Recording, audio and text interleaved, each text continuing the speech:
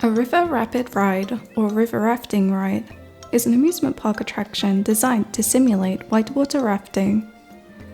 They are one of the most common water rides and can be found in almost every major amusement park around the world, with each ride offering a unique experience. But what are the origins of this type of ride? In this video, I'll be exploring the history of the River Rapids ride.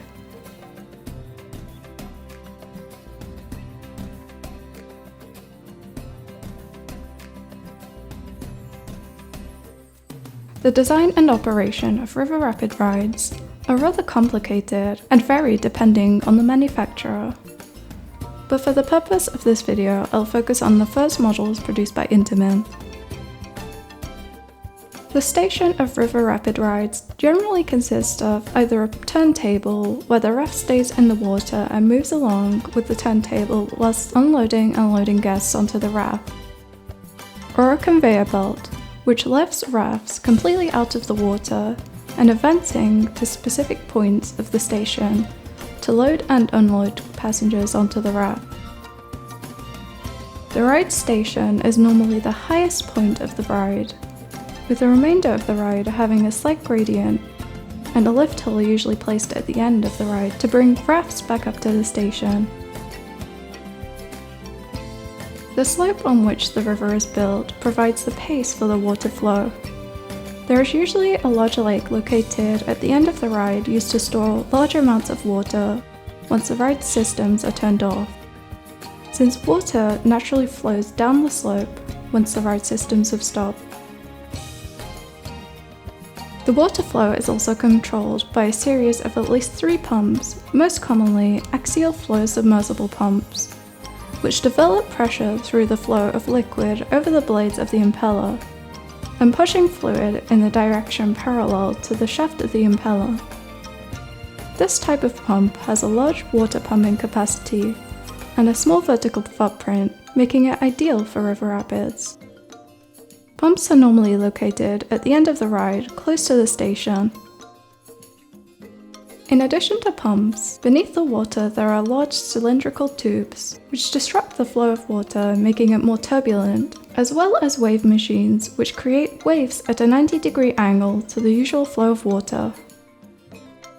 The rafts are circular in design and comprise of 2 main components: a fiberglass body and a rubber ring. The rubber ring provides the buoyancy and shock absorption for when the raft collides with other objects throughout the ride. These circular rafts normally seat between 6 to 12 passengers. Another common feature of the raft is a metal circular bar in the center, allowing passengers to hold onto it.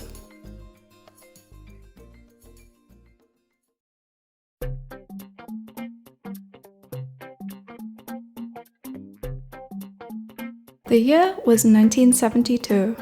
And in preparation for the Munich Summer Olympics' very first canoe slalom Olympic event, an artificial whitewater named the Augsburg Ice Canal was built. It was the first of its kind and used a channel made of sculpted concrete with simulated boulders creating an uneven channel floor.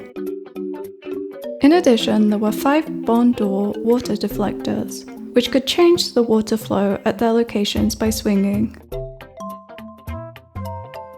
The channel was divided into 6 sections. The washing machine, which was the turbulent water between the first drop and the rock island. The arch bridge, where the channel narrows at the pedestrian bridge. The Moby Dick, which was the rock island below the bridge. The corkscrew, which is the wave at the pullover, opposite the last of the wave deflectors. The carousel is the turbulent right bend between the corkscrew and road bridge. The torpedo hole is another pour-over wave beneath the road bridge. After the road bridge, the course flattened out, then racers sprinted to the finish line.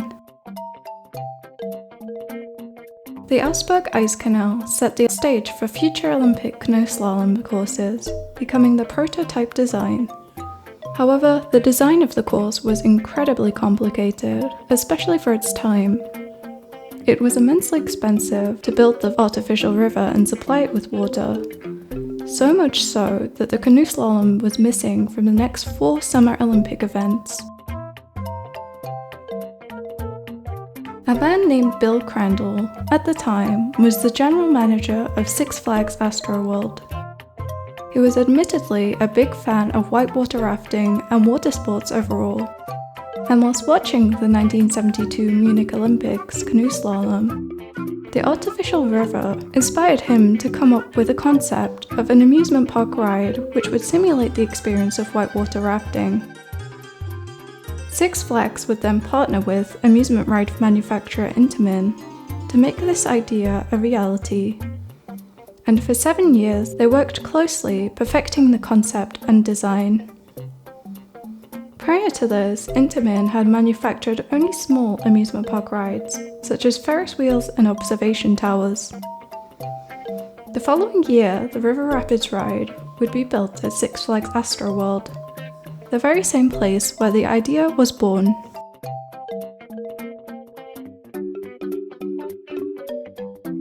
Construction of the ride took 6 months, which involved carving the shape of the artificial river into the ground, lining the channel with concrete, and creating an artificial reservoir in the form of 4 lakes which would hold approximately 1 million gallons of water. There were 2 350 horsepower pumps, which pumped water at approximately 144,000 gallons per minute. 10 more special effect pumps were installed throughout the river sections to control the water flow. The boats on the rapids were 2 tons in weight and were designed to float according to the river as opposed to being confined to tracks, as with log flume rides. This meant that every ride on the rapids would be unique. The round design of the boats also allowed them to spin freely with the flow of the water. The very first rapids ride would be named Thunder River, opening in the spring of 1980. You know, some folks like Thunder River 'cause it's nice and cool. Others 'cause it's kind of wild and ornery. And some 'cause it's fast. But most folks like Thunder River 'cause it's just good old clean fun. Thunder River at Astroworld. So much fun, so close to home. The ride was, of course, a hit, attracting visitors from across the country to experience the feeling of whitewater rafting, albeit in a safer, more controlled environment. Being the prototype though, it was not all smooth sailing. During the first season of operation, the ride was plagued with technical issues. Although nothing major, the ride underwent some changes to improve its safety, including a redesign of the boat bumpers, a narrowing of sections of the wide river channel to prevent boats from getting caught in a backflow.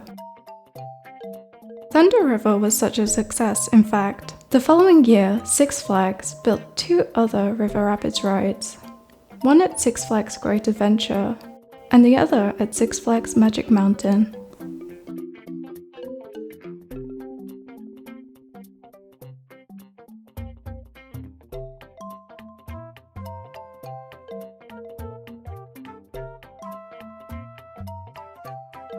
It didn't take long for other amusement parks to take notice of the success of these rides, and in 1982, Carowinds installed a river rapid ride named Rip Roaring Rapids. The following year, the river rapid craze made its way across the Atlantic Ocean to Efteling in the Netherlands, a park known for its impressive theming. Efteling's house designer, Ton van de Ven, took the design of Six Flags River Rapids and built on it to create more than just a ride. The rapids would be themed to pre-Columbian culture, with such theming found throughout the ride and even in the boarding area. This ride would be known as Piranha. With all the success that Intamin had found with the river rapid rides, of course, other ride manufacturers started to follow in their footsteps. Dutch amusement ride manufacturer Vekoma was the first to do so. Vekoma back then was known for building the steel structure for roller coasters for the now defunct Arrow Development, and started manufacturing their own roller coasters and rides in 1979. However, in 1988, Vekoma manufactured the very first non-Intamin river rapids ride, named Bengal Rapid River, located at Bellewaerde in Belgium. Vekoma had a slightly different boat design to Intamin, being divided into 4 quarters partially covered by a hull. In the same year, Hopkins Rides, a ride manufacturer specializing in water rides, began manufacturing rapids, or as their model was named, river raft rides. The 1990s saw the peak of the popularity of river rapids rides, with at least 55 of these rides being built, with a majority of them being built by Intamin.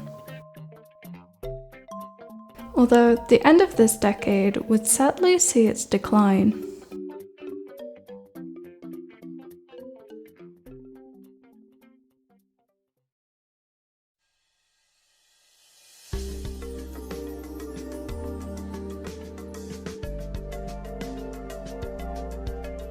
Throughout their history, river rapid rides have been viewed as a safe way to simulate whitewater rafting.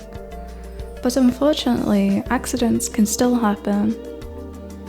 On March 21st, 1999, something devastating occurred on the Roaring Rapids ride at the Six Flags Over Texas amusement park, when one of the rafts capsized, throwing 11 passengers into the water, leaving 10 with serious injuries. But one passenger, 28-year-old Valeria Cartwright, tragically got trapped underwater and drowned. Although the ride was manufactured by Intamin, Six Flags used rafts manufactured by a third party named Canyon Manufacturing. Park officials said that the rubber blades on the Roaring Rapids ride, which provided the rafts with buoyancy, had deflated and caused the fatality. Six Flags refused to take responsibility for the incident, placing the blame on the faulty rafts. However, following a lawsuit, Six Flags paid a $4 million sum to the relatives of the deceased, claiming that they will recover the majority of this money from a subsequent lawsuit against Canyon Manufacturing. This was by no means the first incident on a river rapids ride, but it was the first reported death on such a ride, and it certainly wasn't the last either. On October 26, 2016, due to a ride malfunction of the Thunder River Rapid ride at Dreamworld, Australia, 4 people died. A failure of one of the water pumps caused the water level to drop, leaving one raft stranded near the conveyor. Shortly after, another raft came down the conveyor and collided with the stranded raft. The conveyor moved the second raft into a vertical position, causing passengers to fall out of the raft, and 4 of the passengers fell near to the conveyor mechanism, leading to fatal injuries. The subsequent coroner's report detailed the irresponsible, dangerous, and inadequate safety practices at the theme park that contributed to the 4 deaths, while recommending that the Queensland Office of Industrial Relations consider a prosecution. It was also uncovered that the ride had endured frequent breakdowns in the days leading up to the accident, and had several design and construction issues which contributed to the incident. Following the incident in 2016, the Thunder River Rapids ride was closed permanently, out of respect for the victims and their families, and a memorial garden was built for the victims near the site. Less than a year later, on May 9, 2017, another incident occurred at Drayton Manor in the UK, where 11-year-old Eva Janath drowned after falling from the Splash Canyon River Rapids ride. The coroner's report revealed that she had fallen after standing inside the raft when the raft hit a buffer, projecting her into the water.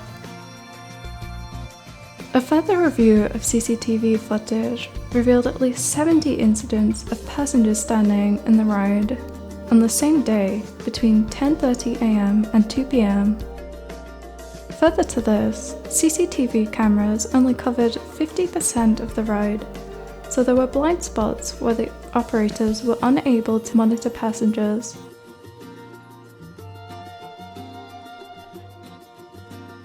Both of these incidents led to a major overhaul of the safety precautions of river rapid rides in the United Kingdom, with the Health and Safety Executive publishing the following information note on safety at water rides, which was applicable to all theme parks following the inquest into the incident. Operators should be able to, and do, actively monitor all areas of the ride at all times, either by direct sight or CCTV or equivalent. Operators should give clear, unambiguous advice and instructions to passengers about safety on the ride before or during boarding of the ride. Operators should be able to identify individual boats and quickly address emerging problems, firstly through PA systems or similar. If a person enters the water, the operator should raise the alarm immediately, and staff should be deployed without delay to the correct part of the ride to effect rescue. Operators will have identified and taken action to eliminate, control, or manage any additional hazards which may increase the risk of drowning or impede rescue in the event that a passenger enters the water. Any theming or participatory items such as water cannons or similar, whether on the boat or the bank, should not encourage riders to adopt unsafe positions. Suitable and sufficient equipment is readily available so that rescue can be effected. Many parks in the UK added additional precautions on rides, such as not allowing children under the age of 16 on the ride without an adult, as well as placing additional staff throughout the ride to supervise riders. Such measures will hopefully prevent such tragedies from happening in the future, but sadly, many theme parks throughout the world are not as well regulated.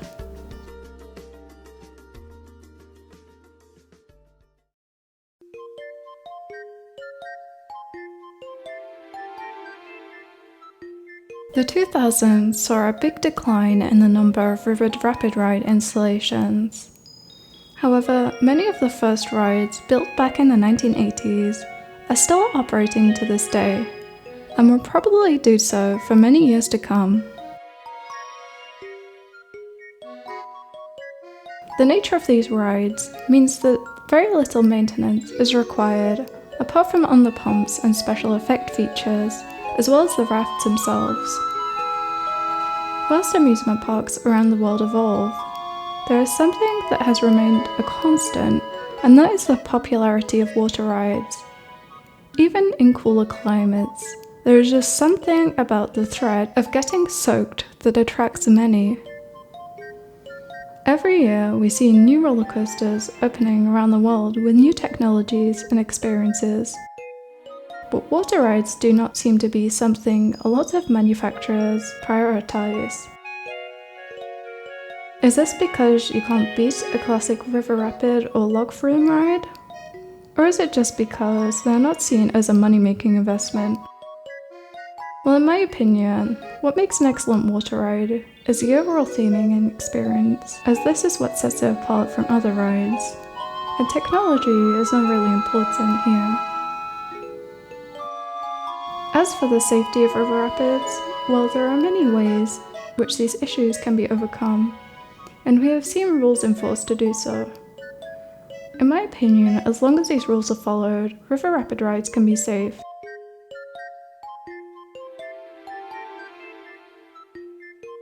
Thank you so much for watching this video. If you enjoyed it, please feel free to leave a like, and subscribe if you'd like to see more content like this.